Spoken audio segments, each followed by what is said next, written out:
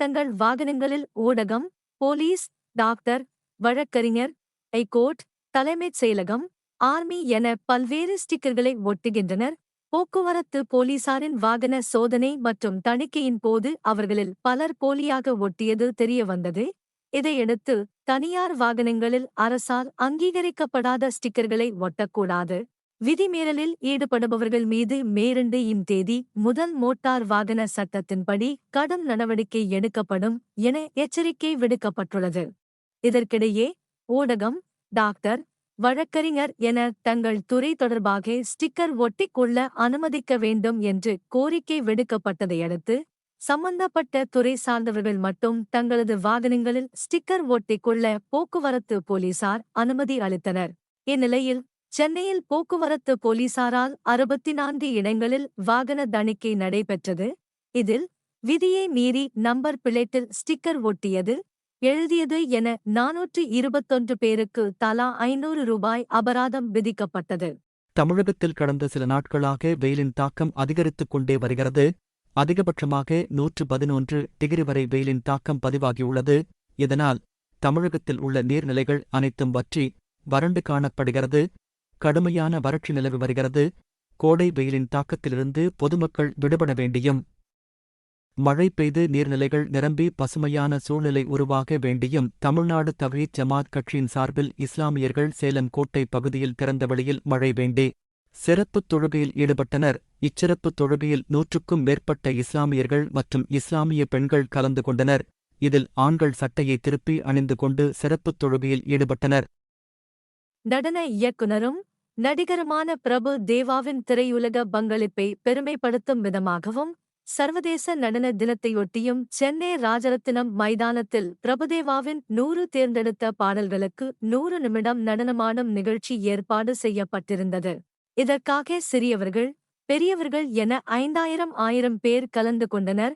இந்நிகழ்வில் சிறப்பு விருந்தினராக பிரபு தேவா கலந்து கொள்வார் என அறிவிக்கப்பட்டிருந்தது. உடல்நிலை சரியில்லாத காரணத்தால் பிரபுதேவா நிகழ்வில் கலந்து கொள்ளவில்லை என தெரிவிக்கப்பட்டது. இதனால் காலையிலிருந்து வெயிலில் காத்திருந்த சிறுவர்களும் அவர்களது பெற்றோர்களும் நிகழ்ச்சி ஒருங்கிணைப்பாளர்களிடம் வாக்குவாதத்தில் ஈடுபட்டனர். இது தொடர்பாக வீடியோ வெளியிட்டுள்ள பிரபுதேவா, எல்லோருக்கும் என்னுடைய சல்யூட். இவ்வளவு சிரத்தை எடுத்து நேரம் ஒதுக்கி நிகழ்வை ஏற்பாடு செய்துள்ளீர்கள். உங்கள் அன்புக்கு நன்றி. என்னால் நிகழ்வுக்கு வர முடியவில்லை என்பது வருத்தமாக உள்ளது. அங்கே நடனமாடியவர்களிடம் மன்னிப்பு கேட்டுக்கொள்கிறேன். அவர்களை சந்திக்க முயற்சி செய்கிறேன். இறுதிப்பாடல் வரை லைவில் பார்த்து கொண்டுதான் இருந்தேன். இந்த வாய்ப்பை தவறவிட்டு விட்டேன். எல்லோருக்கும் நன்றி என தெரிவித்திருந்தார்.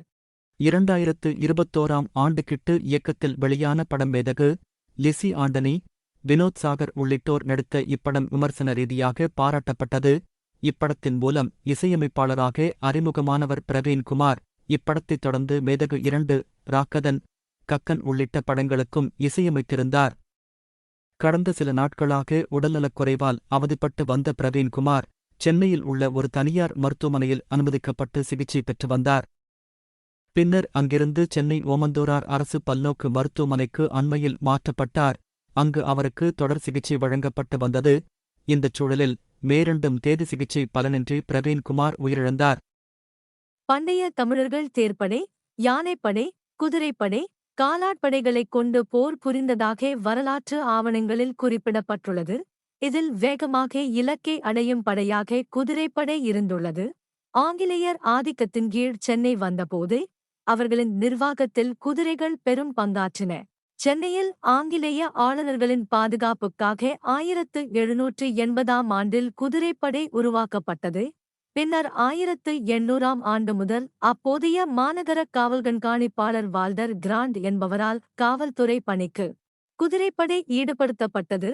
அதன்படி புதுப்பேட்டை, வேப்பேரி கால்நடை மருத்துவக் கல்லூரி, வேப்பேரி, பூக்கடை, திருவல்லிக்கேணி, மயிலாப்பூர், சைதாப்பேட்டை ஆகிய 7 காவல் நிலையங்களில் குதிரைப்படை பிரிவு உருவாக்கப்பட்டது. மோட்டார் வாகனங்கள் பயன்பாட்டுக்கு வந்த நிலையில் அனைத்து காவல் நிலையங்களிலும் குதிரைப்படைகள் திரும்பப் பெறப்பட்டு விட்டன. அதே நேரம் 1926ஆம் ஆண்டு முதல் புதுப்பேட்டையை தலைமையிடமாக கொண்ட குதிரைப்படை மட்டும் இன்றும் செயல்பட்டு கொண்டிருக்கிறது. இது 2026ஆம் ஆண்டு 100வது ஆண்டை நிறைவு செய்ய உள்ளது. புதுப்பேட்டை குதிரைப்படை 100ஆண்டு விழாவை கொண்டாட இருக்கும் வேளையில் புதிதாக டெல்லி ராணுவ படையில் இருந்து 8 குதிரைகளை அரசு வாங்கியது. மேலும் 3 கோடி ரூபாயில் பழைய லாயங்களை புதுப்பித்தல் மற்றும் புதிய லாயங்கள் கட்டும் பணிகள் மேற்கொள்ளப்பட்டுள்ளதாக குதிரைப்படை அதிகாரிகள் தெரிவித்துள்ளனர். அணைகளில் நீர் வரத்து குறைந்துவிட்டதால் தண்ணீரை சிக்கனமாக பயன்படுத்த வேண்டுமென பொதுமக்களுக்கு கோவை மாவட்ட ஆட்சியர் கிராந்திகுமார் பாடி அறிவுறுத்தியுள்ளார். அணைகளிலிருந்து பெறப்படும் நீர் பற்றாக்குறை காரணமாக பொதுமக்கள் தண்ணீரை குடிக்கவும் சமைப்பதற்கும் மட்டுமே பயன்படுத்த வேண்டும். இதர வீட்டு உபயோகத்திற்கு ஆழ்துளை கிணற்று தண்ணீரை வீணாக்காமல் மிகவும் சிக்கனமாக பயன்படுத்தி ஒத்துழைப்பு வழங்க கேட்டுக் கொண்டுள்ளார். இன்று 22 கேரட் தங்கம் விலை கிராமிற்கு 100 ரூபாய் குறைந்து 1 கிராம் தங்கம் 6615 ரூபாயாகவும் 8 கிராம் தங்கம் 52,920 ரூபாயாக விற்கப்படுகின்றது. இன்று வெள்ளி விலையில் மாற்றமில்லை. 1 கிராம் வெள்ளி 87 ரூபாயாக விற்கப்படுகின்றது.